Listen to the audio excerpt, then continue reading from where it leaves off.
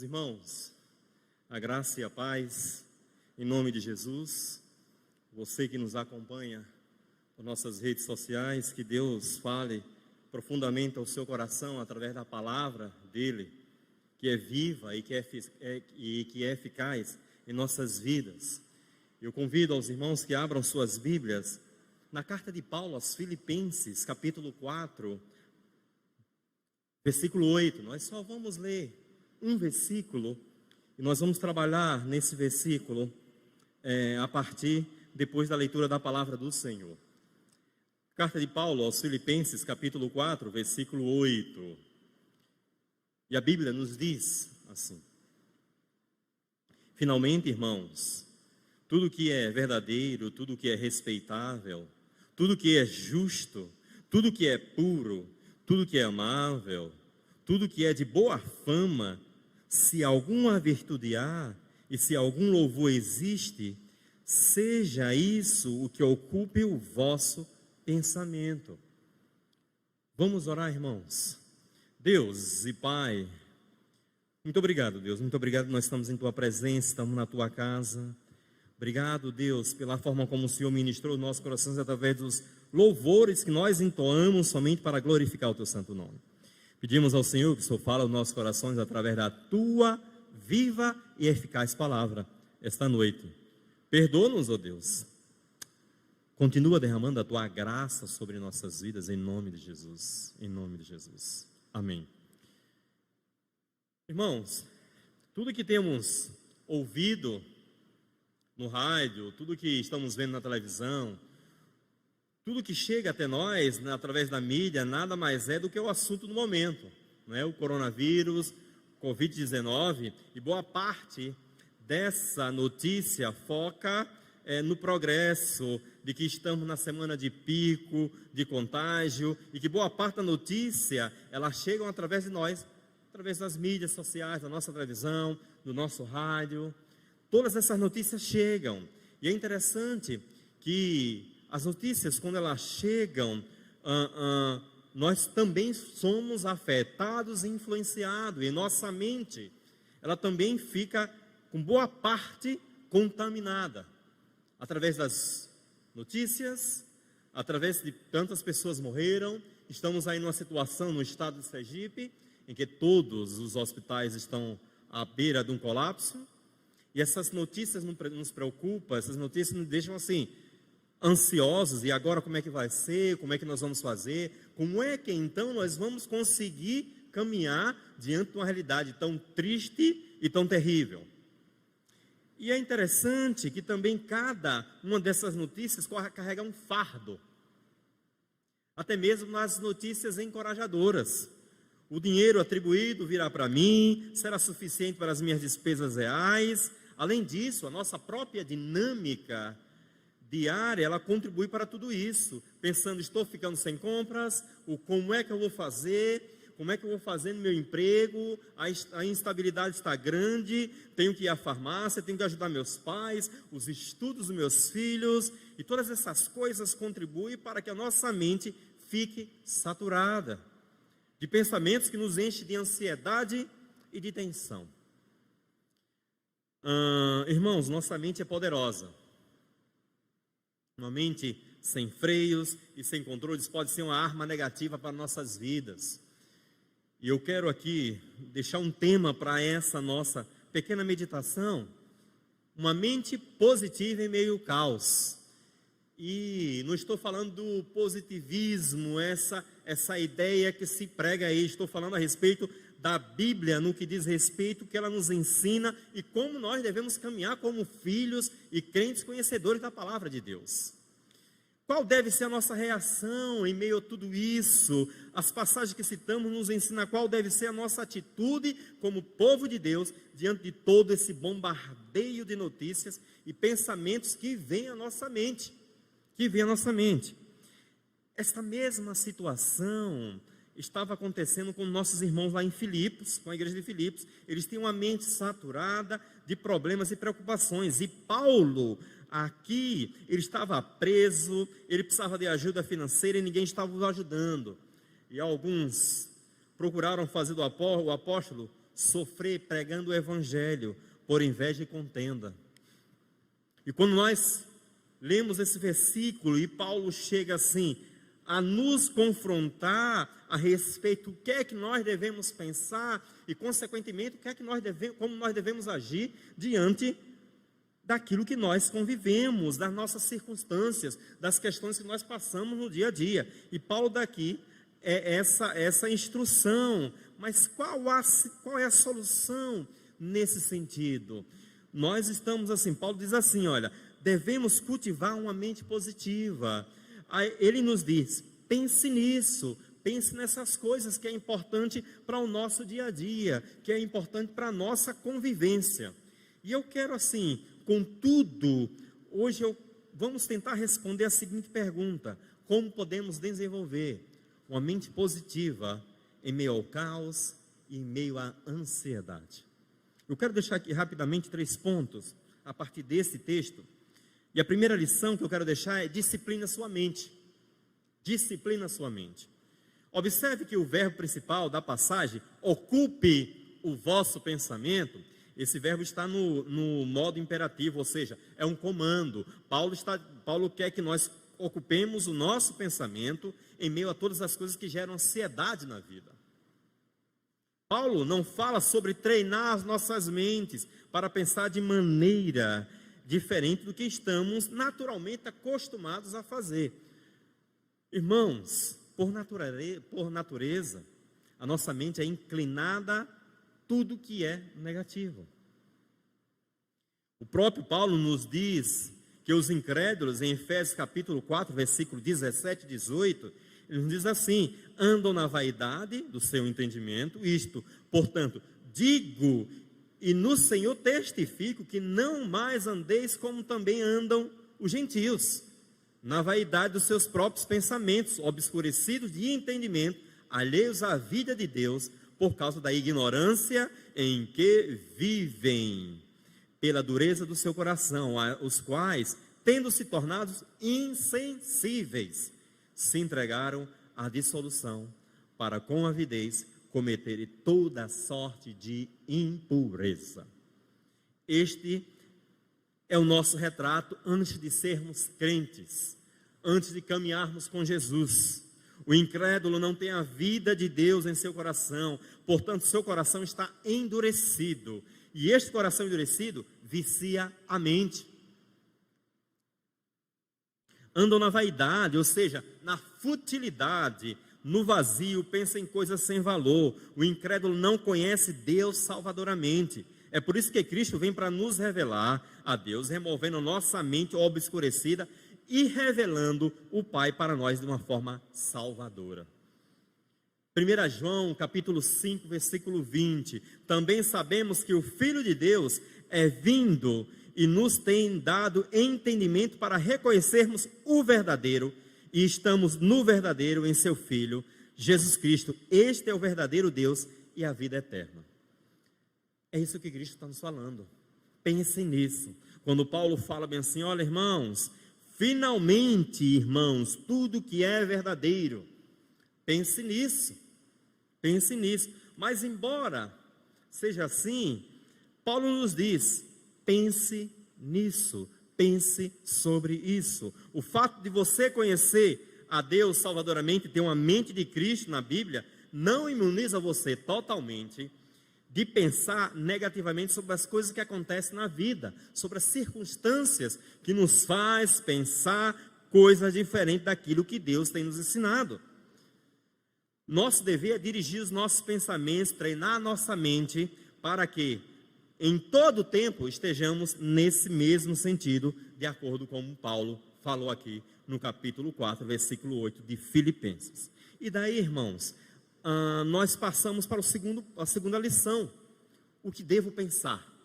Primeiro, disciplina sua mente. O segundo, o que devo pensar? A primeira coisa que eu quero aqui que você veja é que essas 6 virtudes em que Paulo fala no versículo 8, em que enumera, ele não copiou de lugar algum, ele tenta incorporá-los na fé cristã. Não foi Paulo Paulo não leu em livros dos gregos e tampouco dos romanos. Esses princípios ele não copiou. Rejeitamos essa ideia por algumas razões. Primeira, o caráter cristão dessas virtudes é visto porque elas são dadas dentro do contexto do versículo 7, que o precede, que fala da paz de Deus, e do versículo 9, que segue, que fala de Deus da paz. O contexto é claramente cristão. E segundo, todas as virtudes foram modeladas por Paulo e os outros o imitaram. Veja bem no versículo 9. O que também aprendestes, recebestes e ouvistes e vistes em mim, isto praticai. E Deus da paz será convosco. Anteriormente, Paulo disse em Filipenses capítulo 3, versículo 17, irmãos, sede imitadores meus e observai os que andam segundo o modelo que tendes em nós. Paulo aqui não apenas disse a eles o que eles deveriam pensar sobre algo, mas ele ilustrou isso para eles em seu próprio comportamento, de tal forma que eles viram o exemplo de Paulo e assim o imitaram e assim caminharam de acordo com o que Paulo ensinava. E o terceiro, o significado dessas virtudes deve ser interpretada à luz da palavra do Senhor. E Paulo faz dessas palavras em todas as suas cartas. Se vocês observarem, sempre tem alguma instrução, algo a respeito de como nós devemos andar. E Paulo sempre fala em suas cartas, inclusive quando ele envia as cartas para as suas igrejas, ele sempre tem uma intenção de instrução, de exortação, de disciplina. Por quê? Porque ele quer que todos caminhem de acordo com a palavra dele, com a palavra do Senhor. E é interessante que quando nós pensamos sobre isso, Paulo sempre fala em suas cartas que estão orando por aquela determinada igreja, que ele sempre lembra nas orações daquela determinada igreja, ou seja, ele sempre estava em oração. Disciplina sua mente, o que devo pensar? E aí, irmãos, eu quero aqui trabalhar agora nesses 6 pontos, nessas 6 palavras, em que Paulo fala no versículo 8. Primeiro ele fala assim, tudo que é verdadeiro, tudo que é respeitável, ou seja, medite em tudo que é verdadeiro. Rejeite tudo que é falso. O critério é sempre a verdade de Deus dada na palavra dele. Deus é um Deus de verdade, Deus é um Deus real, Deus é um Deus fiel.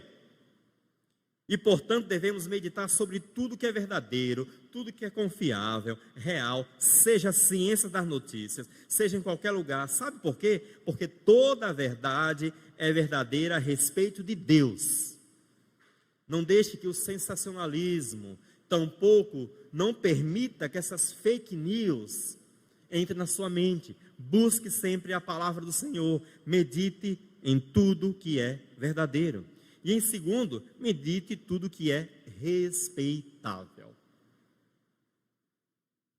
A palavra respeitável, Paulo usa apenas aqui e ao discutir as qualificações daqueles que ocupam cargos públicos na igreja. Por exemplo, lá em 1 Timóteo, capítulo 3, versículo de 8, Paulo diz assim, semelhantemente, quanto a diáconos, é necessário que sejam o quê? Respeitáveis, de uma só palavra, não inclinados a muito vinho, não cobiciosos, de sorte das ganâncias, devem viver de forma que sejam dignos de respeito. E nós aqui, contextualizando essa palavra, nós devemos viver digno de respeito, com boa reputação, dignidade, veneráveis. Irmãos, há muita sujeira, muita coisa sem valor, muita coisa que não edifica, em vez de ser digna, fica indigna na mídia. Medite sobre tudo que vale a pena consumir o seu tempo, jogue fora tudo que é frívolo, tudo que é desonesto. Se você observar no seu celular, tem na configuração, mostra ali quais são os aplicativos que você mais usa. E você pode perceber claramente E você sabe muito bem quanto tempo você tem gastado ou gasto meditando na palavra de Deus. Muitas vezes nós estamos mais ocupados com coisas que não nos edificam. Muitas vezes nós passamos tempos e tempos, momentos, meia hora, uma hora, nas redes sociais, observando o que o outro faz, observando o que o outro está postando e buscando coisas que não edificam.